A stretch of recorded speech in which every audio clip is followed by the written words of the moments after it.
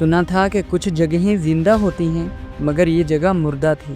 یہاں دیواریں سرگوشیاں کرتی تھیں، زمین سسکتی تھی اور ہوا سے وحشت کی بو آتی تھی۔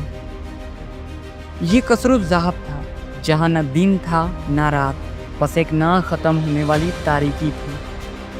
یہاں نہ کوئی داخل ہو سکتا تھا نہ کوئی زندہ نکل سکتا تھا۔ اس کی دیواروں کے پیچھے کچھ تھا، ایک ایسی مخلوق جو صدیوں سے موت کا راج قائم کیے بیٹھی تھی، لیکن پھر ایک دن اس خاموشی کو ایک نام نے چیلنج کیا: علی ابن ابی طالب۔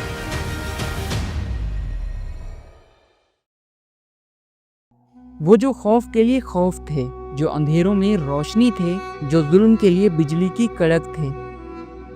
اب یہ فیصلہ ہونا تھا، یا یہ اڈا ہمیشہ کے لیے راج کرے گا یا علی کی ذوالفقار اس تاریکی کو ہمیشہ کے لیے چیر دے گی۔ مدینہ منورہ کے گرد و نواح میں ایک پر اسرار محل تھا جسے قصر الذہب کہا جاتا تھا۔ یہ محل ایک عظیم الشان اور خوفناک اژدہے کا مسکن تھا جس نے پورے علاقے کو اپنے خوف میں جکڑ رکھا تھا۔ اس اژدہے کی ہولناکیوں نے لوگوں کی زندگیاں اجیرن کر دی تھیں۔ وہ ایک پھونک سے پورے میدان کو راکھ میں بدل دیتا تھا، انسانوں اور جانوروں کو نگل جاتا تھا۔ لوگ اس کے خوف سے اپنے گھروں میں محصور تھے۔ ایک روز حضرت علی علیہ السلام ایک کامیاب مہم سے واپس لوٹ رہے تھے۔ راستے میں کچھ عربوں نے انہیں روکا اور اپنی پریشانی بیان کی۔ انہوں نے کہا: یا علی، ہمارے قریب ایک محل ہے جس میں ایک خوفناک سانپ رہتا ہے۔ اس نے ہماری زندگیاں تباہ کر دی ہیں، ہمیں اس سے نجات دلائیں۔ حضرت علی علیہ السلام نے ان کی بات سنی اور فرمایا: عمار، مقداد اور زبیر، تمہیں صبح تک اس محل کی حقیقت کا پتہ لگانا ہوگا۔ عمار، مقداد اور زبیر گھوڑوں پر سوار ہو کر قصر الذہب کی طرف روانہ ہوئے۔ جب وہ محل کے قریب پہنچے تو رات ہو چکی تھی۔ انہوں نے فیصلہ کیا کہ وہ یہیں رکیں گے اور صبح محل میں داخل ہوں گے۔ لیکن جب صبح ہوئی تو انہوں نے دیکھا کہ محل ان سے 3 میل دور جا چکا ہے۔ جس زمین پر وہ بیٹھے تھے وہ زمین راکھ میں بدل چکی تھی۔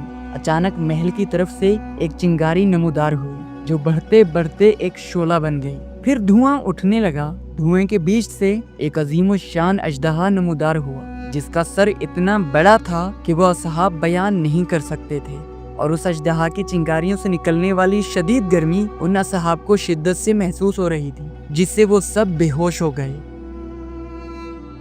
جب ہوش آیا تو انہوں نے فیصلہ کیا کہ وہ حضرت علی علیہ السلام کے پاس جائیں اور انہیں اس ہولناک مخلوق کے بارے میں بتائیں۔ حضرت علی علیہ السلام نے ان کی اڑی ہوئی صورتیں دیکھیں تو فرمایا: تمہارے چہروں پر موت کی چھاپ ہے، آخر کیا ہوا ہے؟ عمار نے عرض کیا: یا علی، وہ محل موت کا اڈا ہے، ہم اس کے قریب بھی نہ جا سکے۔ اس کے بعد حضرت علی علیہ السلام نے فرمایا: میں خود جاؤں گا اور اس مخلوق کا مقابلہ کروں گا، لیکن پہلے میں رسول اللہ صلی اللہ علیہ وآلہ وسلم سے اجازت لوں گا۔ حضرت علی علیہ السلام نے رسول اللہ صلی اللہ علیہ وآلہ وسلم کو خط لکھا جس میں انہوں نے قصر الذہب کی ہولناکیوں کا ذکر کیا اور آپ صلی اللہ علیہ وآلہ وسلم سے اجازت طلب کی۔ رسول اللہ صلی اللہ علیہ وآلہ وسلم نے جواب میں فرمایا: یا علی، تمہیں اجازت ہے، جاؤ اور اس سرکش جنات کو تباہ کرو۔ حضرت علی علیہ السلام اپنے منتخب کردہ صحاب کے ساتھ قصر الذہب کی طرف روانہ ہوئے۔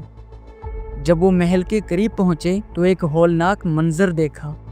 محل سے آگ کے شعلے نکل رہے تھے اور دھواں ہر طرف پھیل گیا تھا۔ حضرت علی علیہ السلام نے اپنے ساتھیوں کو حکم دیا کہ وہ ایک گڑھے میں بیٹھ جائیں اور تلاوت کرتے رہیں۔ حضرت علی علیہ السلام تنہا محل کی طرف بڑھے۔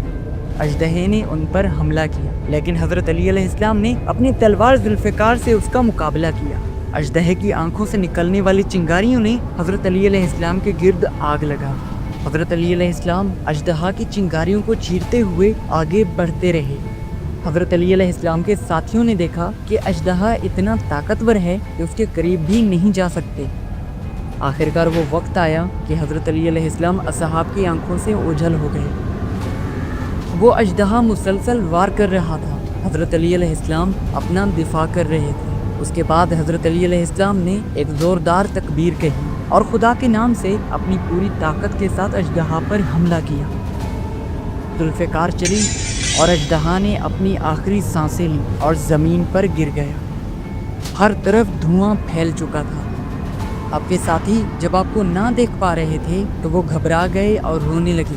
انہیں یہ محسوس ہوا کہ حضرت علی علیہ السلام اژدہا کے حملے میں شہید ہو چکے ہیں۔